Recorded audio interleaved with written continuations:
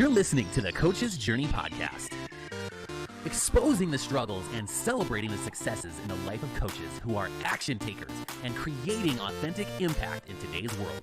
Whether you're just starting out, expanding your reach, or exploding your impact, you're in the right place right now. Stay tuned and be sure to subscribe to this podcast.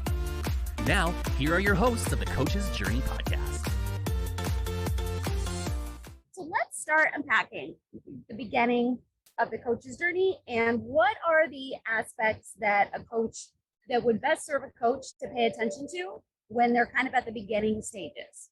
So part of this conversation came from we're rolling out an evaluation for our coaches who are coming into our community. So if you're going to have a conversation with me or one of the leadership team members to potentially join our community as a pro member or just explore that, one of the things that we're going to take you through is an evaluation process. And that evaluation process tells us where you are in your journey. And so we kind of look at a few categories of where you're at. One of the first areas we encourage you to look at where are you at in your business, which means look at your history a little bit, recent history in the past 6 months to 1 year. What have you done? How much revenue have you made? Are you at 50K, 30K, 20K for the past year? Are you at 100K? Wherever you are, that is information that you can leverage, because if you're making that much, some things are working in there. That's not all the picture, but part of the picture. How many clients have you worked with in the past few months or since the beginning of your journey, if you're in the starting part of your journey? What's your pricing structure? Do you offer packages? Do you offer individual coaching sessions? Do you offer membership services or a combination of those? So really looking at some of those categories generally in your business and looking at what kind of clients are you working with? Are you working with corporations? Are you working with individuals? Are you working with entrepreneurs? Who are these people you're working at? It gives you some data as to where you are in your journey. And if you haven't made more than 30K, you're in the beginning of your journey. If you've only worked with 2 to 3, 4, 5 people, you're still in the beginning stages. It gives you a sense of where you are. That's just one category. Danny, if you think about what's the importance of that, it's that you're going on a journey, right? We're here on the coach's journey, because coaching as a business, as a profession, even as a hobby, perhaps, is a journey. Like, to become a good coach, to be able to create impact in people's lives, there's a long-term journey for that. And most people, when they start thinking about coaching, they aren't necessarily aware of that. So it's really important when you're taking a journey to kind of know where you are, to really self-assess and figure out, like, well, if this is something I want for the long term in my life, and I would encourage you to think about that question. Are you long-term trying to become a coach? Is that where your commitment is? Because if it's a short-term thing, you should think about, why are you on this podcast? Why you listen to, you came here for a reason, right? You have a desire to learn about coaching, to be a coach. And so really think about what's your long-term vision. And when you know that you want to be a coach long-term, and that's a career path for you, taking stock of where you are at the beginning. I wish I had done that as a coach. Taking stock of where you are at the beginning relative to where you're trying to get to, from the perspective of a map that already exists that tells you where you're at in the journey, is pretty important, because it helps you know what direction to head in, right? If you don't have a map, you're trying to get somewhere, you may eventually get there. If you have a map, you're going to get there a lot faster. Absolutely. Yeah. The way that I look at this, when we said the word assessment, it freaked you out, because a lot of people have emotional responses to anything that sounds like judgment or sounds like school. Like, it sounds like it's worth, like, oh my gosh, like a quiz, an assessment, a test. Like that scene in Hook, he gave me enough. That is not what this is. Imagine, either if you can think back to when you were a kid, or if you're a parent and you have kids, you know what I'm talking about, where you go to the doctor and you've got these milestone appointments that you have with a physician to assess the developmental stages of your kid. Are they typical in height, in weight, in head circumference? Are they developing in their walking and their talking? This is what we're doing. This is not a judgment saying, oh, you only make X amount of money last year. This isn't a judgment. This is just to help you get clarity on where you are developmentally, so that you can make some intentional decisions about where you want to go from here. So it is just to kind of to help you see what is, so that you can more intentionally move to what will be. Can I just add really quick? Absolutely. If you did have a reaction to taking an assessment, that's really important for you to notice. As a coach, the concept of feedback, even self-feedback, should not be scary. It should be something that you want and actively seek and welcome. And if that's something that you want to work on, that's going to be helpful. If you're sensing that you might need to work on this, that's going to be important to your journey as a coach, because when you're working with your clients, you're constantly giving them forms of feedback. And so they need to be okay with it. You need to be okay with it. You got to be able to role model that safety with feedback. So self-evaluating is a form of feedback. Yeah. And having other people help you with that is also a form of feedback. So just that's part of the journey too. Absolutely. Yeah, for sure. That is okay if you're uncomfortable with that, because actually this journey is actually, if you're starting this out, you're in the beginning stages, it's actually quite uncomfortable. It's supposed to be uncomfortable. Yeah. Because it was very comfortable. A lot of people would do it. Most coaches are not successful because they don't face these uncomfortable truths. So now I like the part that you said, Daniel and Sherry, that okay, where you are now, but where are you getting to? And for many coaches, that's too vague where they're trying to get to.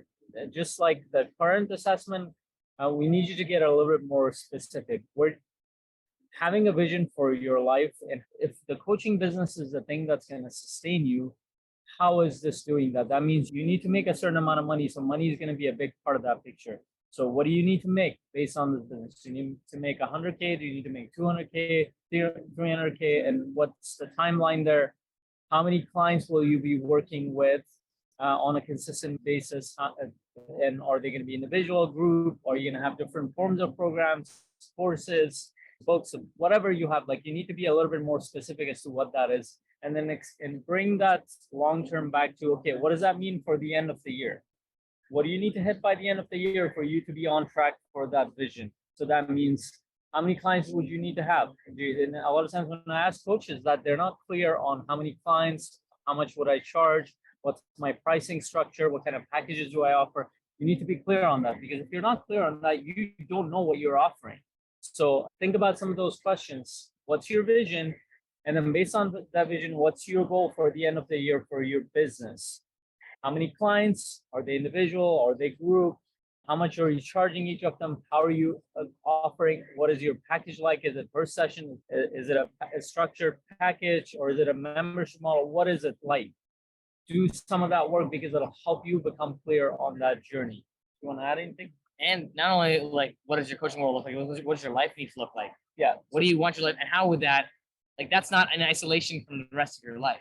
No. All of it comes together. And by the way, what you think it is now is going to change, and that's okay too. But thinking about where to head on the map, there's a variety of different destinations that are all valid and wonderful. But how do you tailor where your destination should be right now? We are actually going to unpack some of these stages a little bit more in some future podcasts over the next few weeks. So stay tuned for that. So this is kind of roughly the beginning. Faisal talked about, if you only had maybe a handful of clients. So we're calling that kind of the beginning stages. So gentlemen, when somebody has now, one of our coaches who's listening I've had 10 clients, maybe I've been doing this a year and I'm getting like 1 to 2 a month. I'm starting to get some predictability. Maybe it's not as awesome and as fully impactful as they want, but what is that next stage?